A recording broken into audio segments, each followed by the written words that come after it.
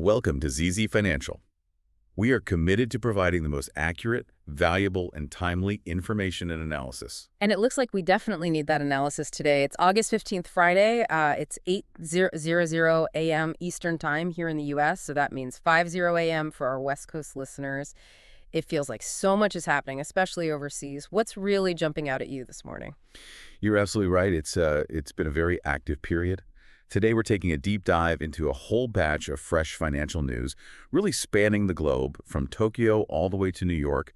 We'll be touching on everything from, surging stock markets in some places to pretty significant corporate struggles in others, and these broader global economic shifts. Our goal, really, is to sift through all this data, pinpoint the key insights, and help you, our listener, connect the dots.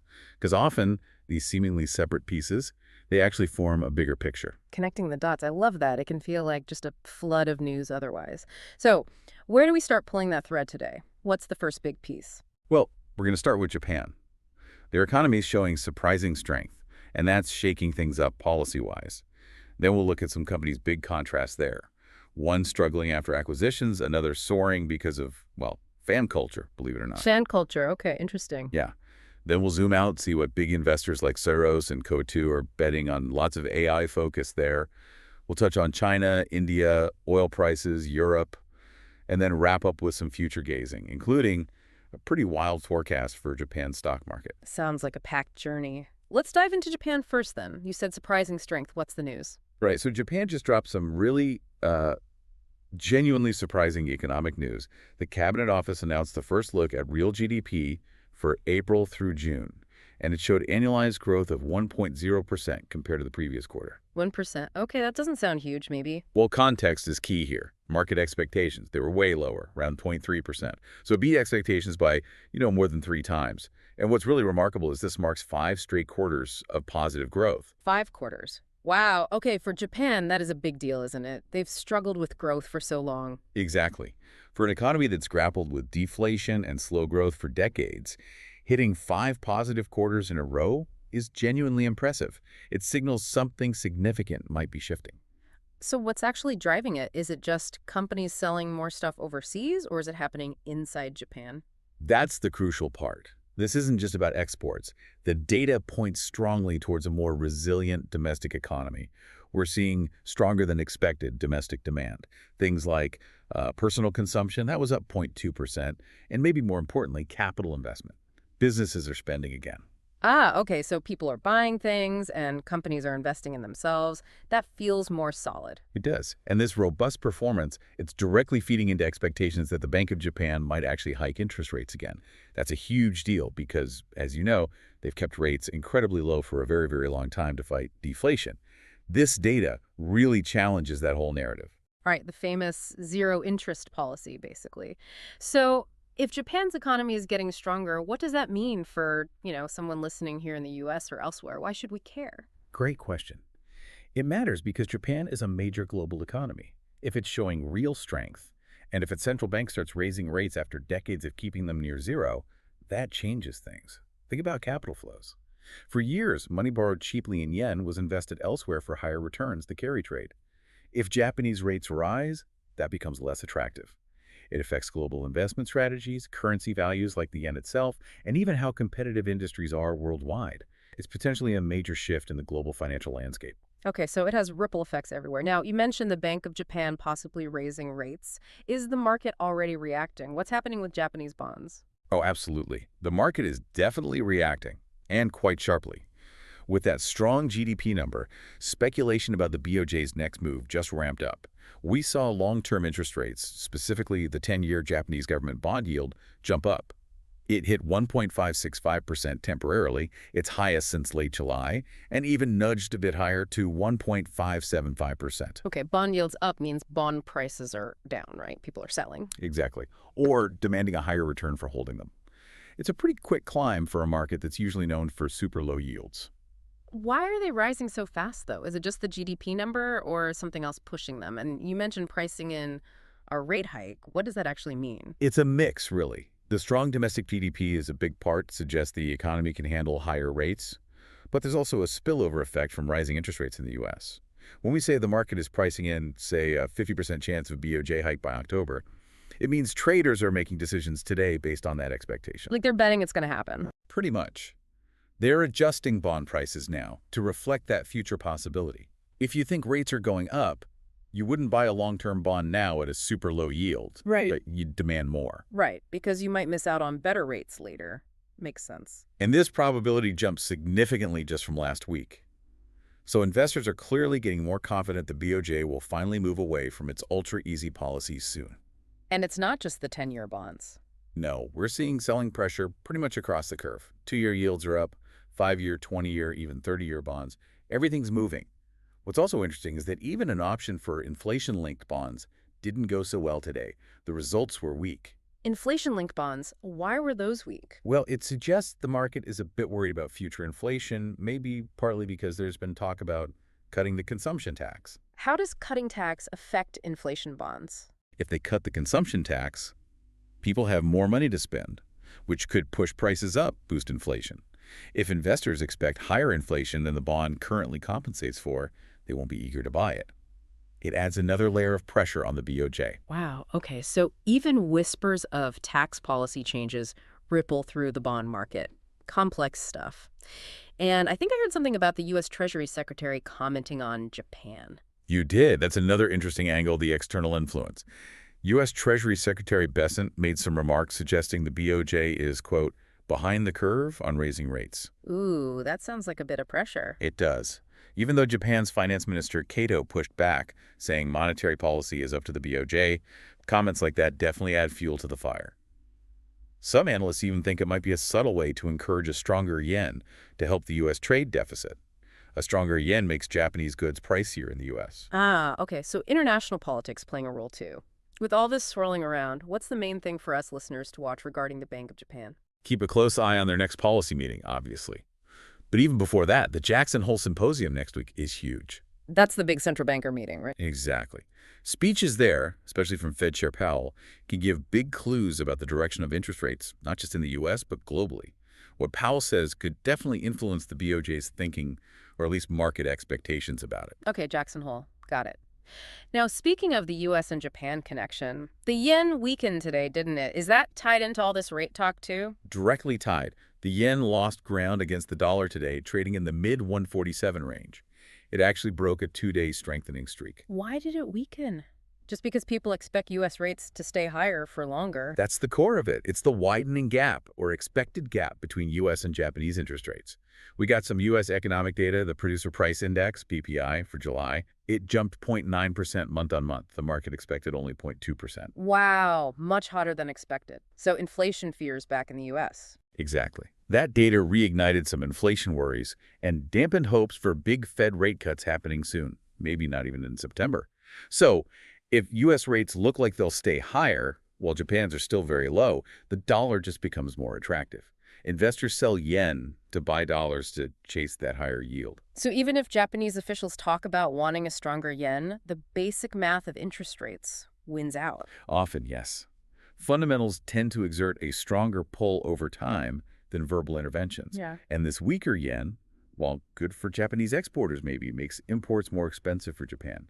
Think oil, food, other goods. That could feed back into their own inflation. Right, makes imports pricier. Okay, let's switch gears from the big picture to specific companies. Any major movers catching your eye, good or bad? Well, let's start with some bad news, unfortunately. Dentsu Group, the big global advertising firm, their stock took a massive hit today. How bad? Down almost 15%, hitting a 4-month low. They completely reversed their forecast for the fiscal year. They were expecting a profit. Now they're forecasting a huge net loss, about 75.4 billion yen. Whoa.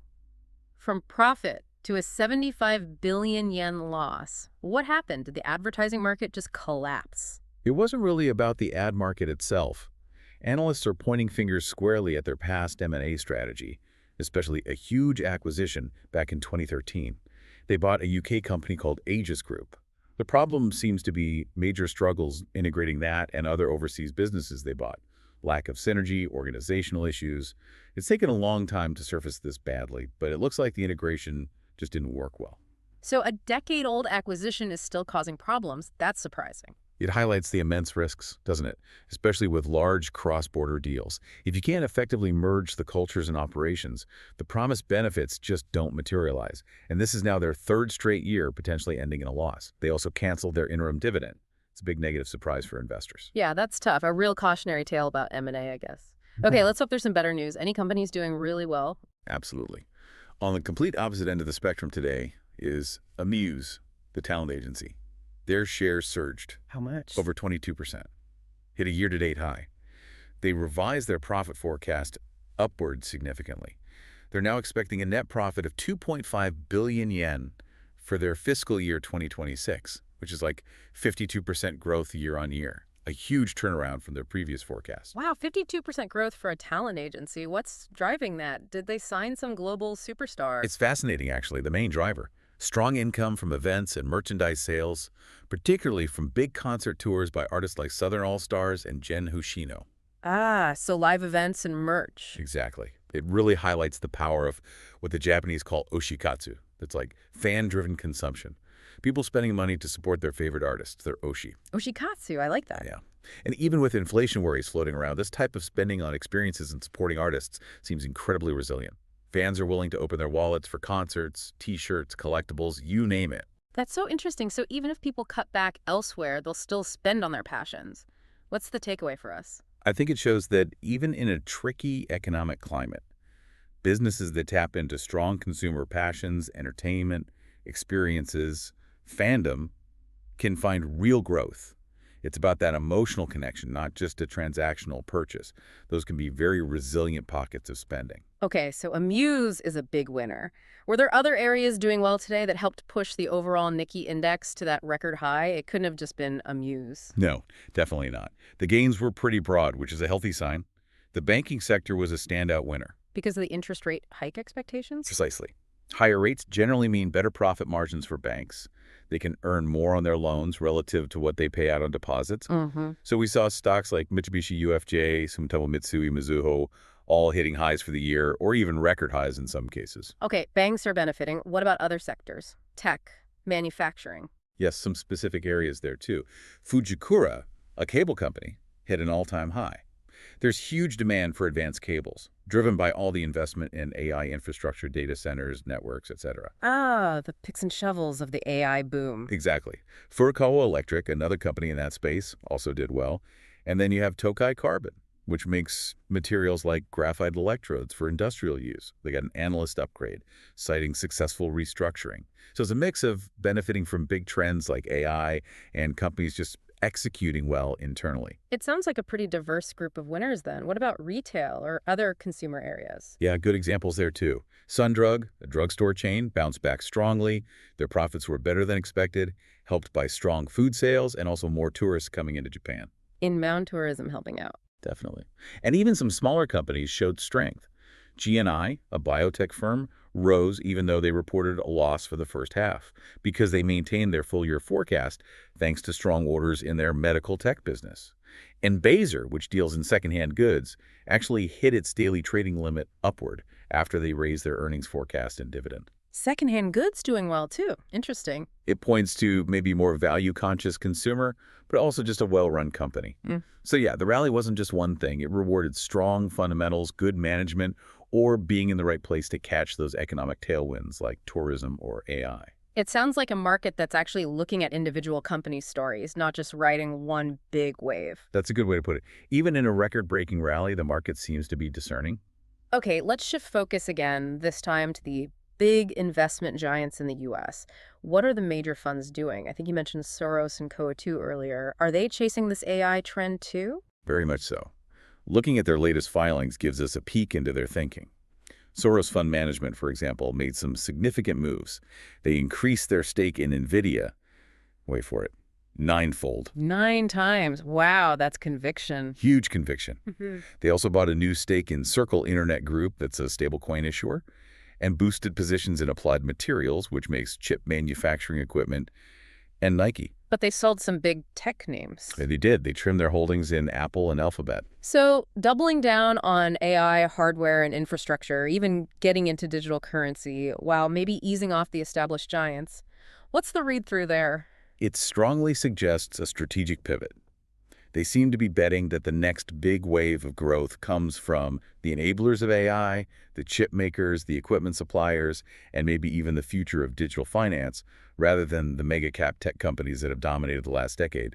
They're looking for the next frontier. Interesting. Is this a unique Soros view, or are others doing similar things? What about Coatue? Very similar story with Coatue Management. They're known for tech investing, one of those tiger cub funds. Tiger Cub. What does that mean? Sorry.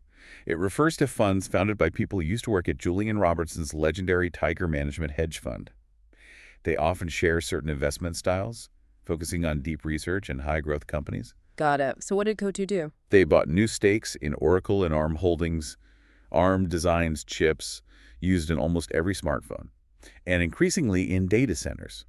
They also upped their stakes significantly in NVIDIA, Broadcom, another chip giant, and a company called CoreWeave. CoreWeave, never heard of them. They're a specialized cloud provider focused on, you guessed it, AI workloads. So really leaning into that AI infrastructure theme. And like Soros, they trim some big names, Amazon and Meta in their case. So both Soros and Coatue seem to be making very concentrated bets on AI infrastructure. What's the big takeaway for listeners? It signals where some very sophisticated institutional money sees the major growth potential lying.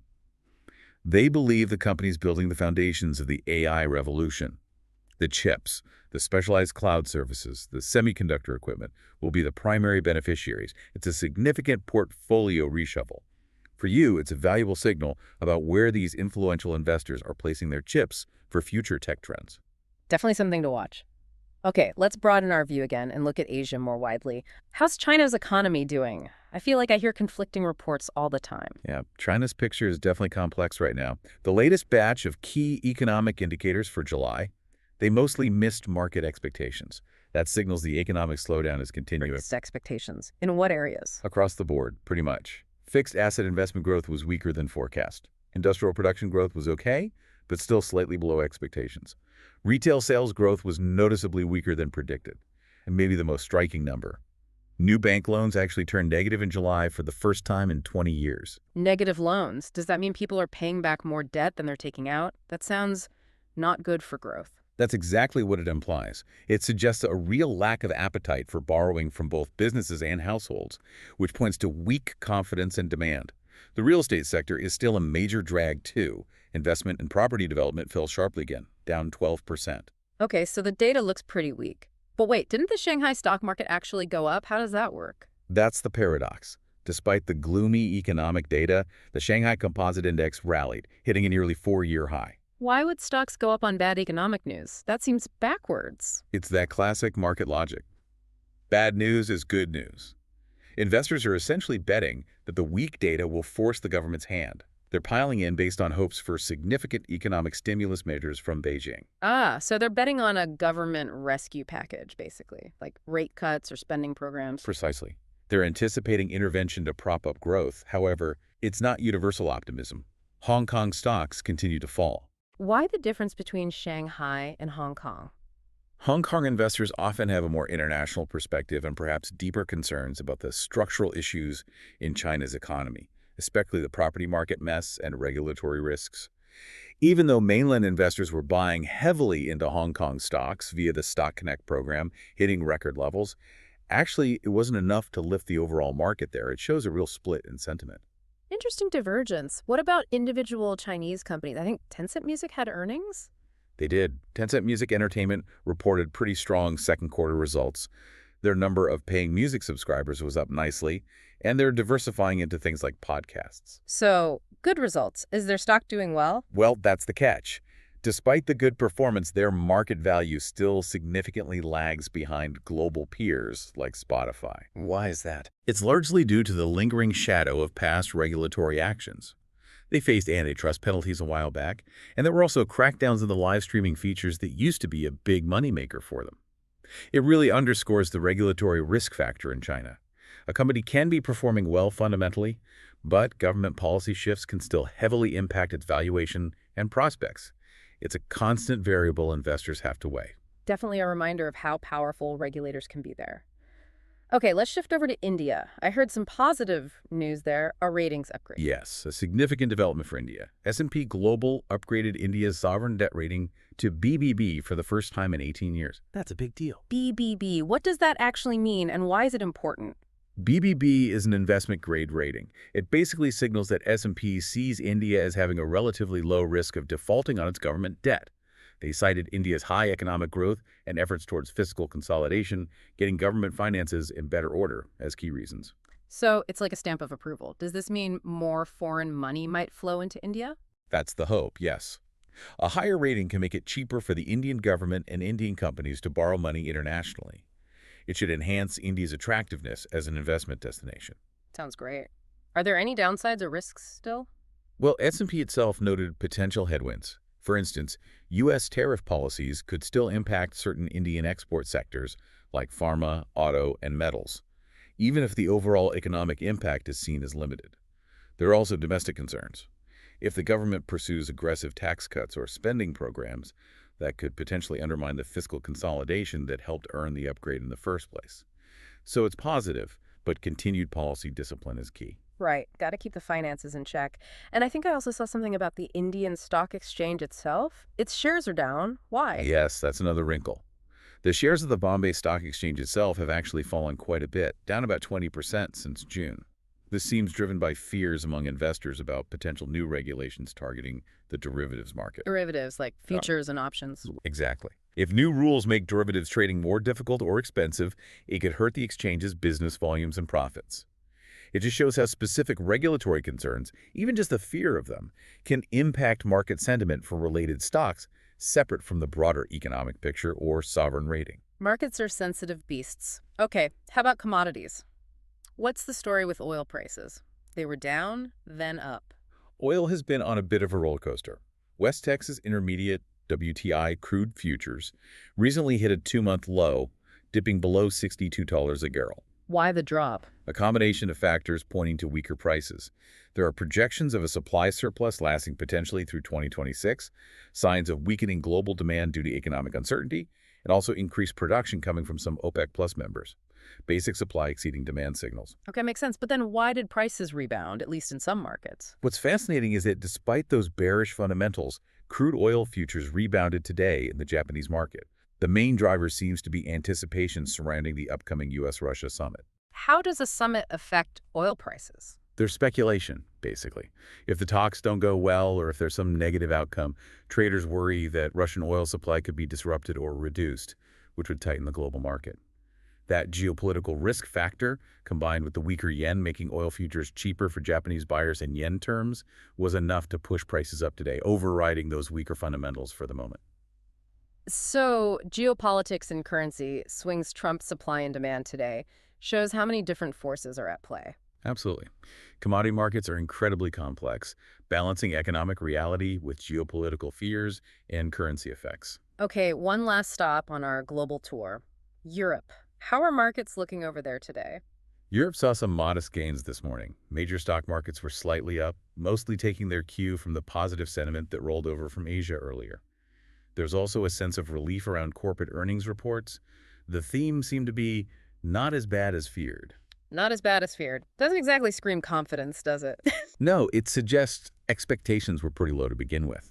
Simply meeting or slightly beating those subdued forecasts was enough to provide a bit of a lift. Which sectors were doing okay? Resource and material stocks saw some buying, possibly linked to those hopes for Chinese stimulus we discussed.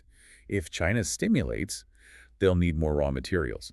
Interestingly, defense stocks, which had been strong recently due to global tensions, actually saw some selling today. Maybe some profit-taking or a slight easing of immediate concerns. So a selective market there, too. Cautious optimism at best. I think that sums it up well. Investors seem to be finding some reassurance, but they're not exactly rushing in across the board. They're picking their spots, focusing on areas that might benefit from specific policy moves or demand shifts. Okay, that covers the global snapshot. Now let's look ahead a bit. You mentioned new investment options coming up in Japan. Yes, looking forward, there are 8 new investment trusts, like mutual funds, launching for public offering in Japan next week.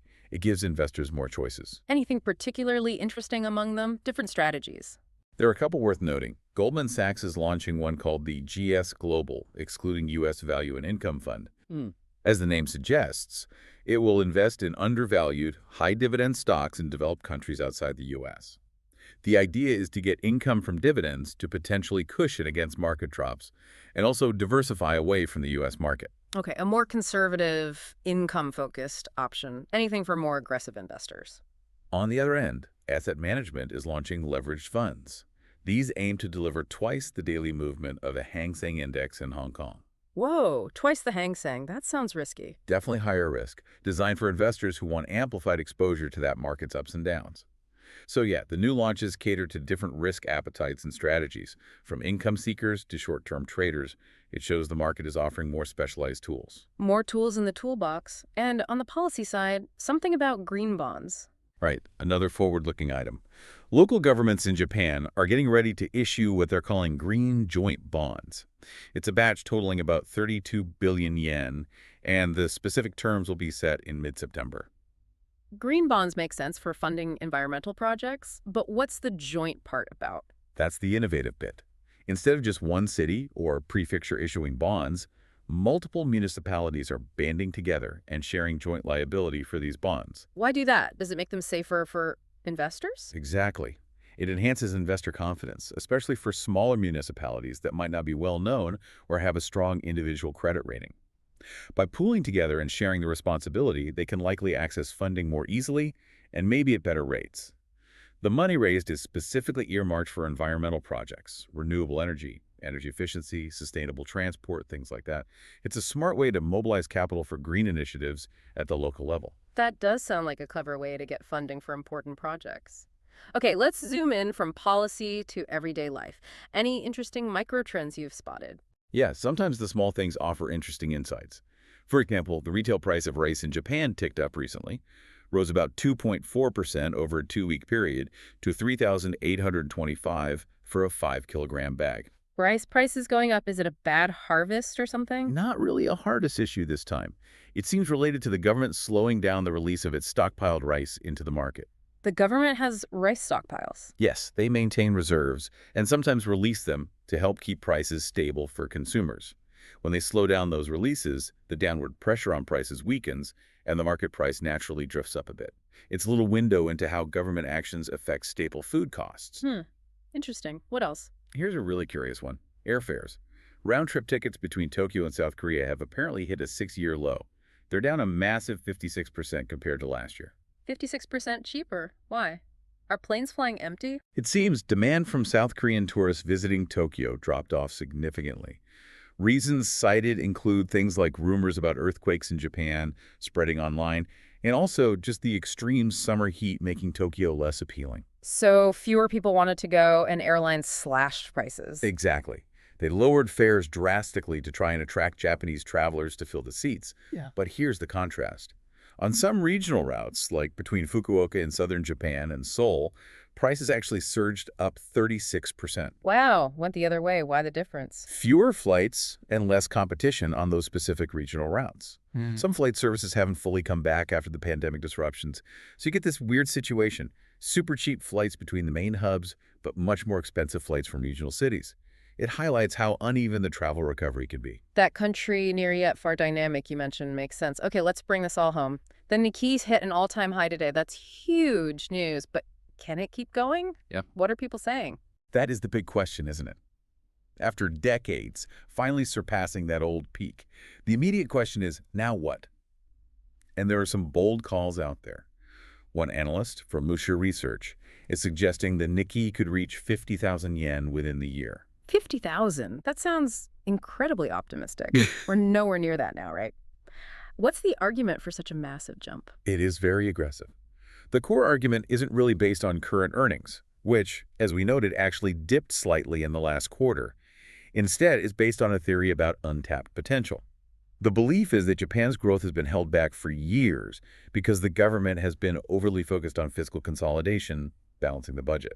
Being too cautious with spending and taxes, basically. Exactly. The argument goes, if there's a political shift, maybe after the upcoming upper house election towards more aggressive fiscal policy, think significant tax cuts, big public investments, similar to policies seen elsewhere that could unleash a wave of economic growth that isn't currently priced in. So it's a bet on a major policy U-turn driving the economy and the market much higher. That's the essence of it. It's a future expectation play. Supporters of this view would also point out that even at current levels, the Nikkei's valuation, say on projected 2026 earnings, isn't necessarily extreme by historical standards. A price-to-earnings ratio around 14x isn't crazy territory, suggesting room to run if that growth comes through. But it still feels like a leap, betting on future policy changes when current earnings just dipped. Is it just FOMO, fear of missing out? FOMO is definitely part of the dynamic. You see echoes of the post-COVID rally where markets looked past immediate bad news and priced in recovery far in advance. Foreign investors are clearly piling back into Japan, which adds fuel, and Japanese companies themselves are buying back their own stock at high rates. These buybacks actually exceed what the Bank of Japan used to buy through its ETF program. That creates strong underlying demand for shares. So it's a mix of policy hopes, foreign buying, and corporate buybacks creating this upward pressure. Precisely. And importantly, it's not just the obvious semiconductor stocks benefiting from AI. The argument for further gains highlights potential in domestic-focused sectors too: retail, food, real estate, construction sectors that would really benefit if that aggressive fiscal stimulus materializes. So if that thesis plays out, the rally could broaden significantly. That's the idea. So while short-term, yes, you can worry about overheating, the proponents argue that the underlying drivers, especially potential policy shifts and sustained foreign interest, could genuinely support significant further gains for Japanese stocks. It's a narrative aiming to reframe Japan as a growth story, not just a value play. Fascinating stuff. Lots to think about there. And that really wraps up our deep dive for today. We've covered a lot of ground, from Japan's surprising resilience and its market impact to the very different stories of Dentsu and Amuse and how giants like Soros are playing the AI wave. Yeah, and we saw how interconnected everything is. U.S. inflation data hitting the yen, fan spending, boosting a stock, even local green bonds playing a role in the bigger finance picture. It really is a complex web. It absolutely is. And as we look ahead, here's maybe a final thought to leave you with. If Japan does shift towards more aggressive fiscal stimulus, as some are betting, how might that truly reshape things, not just for Japan, but for global investment flows? Could it unlock growth in unexpected places or create entirely new challenges we haven't foreseen? This deep dive really shows that staying informed is about more than just headlines. It's about understanding these connections, these forces at play, and thinking about their potential ripple effects. Thank you for joining us on this exploration of today's financial currents. We hope this has given you some valuable insights to consider as you navigate the financial world.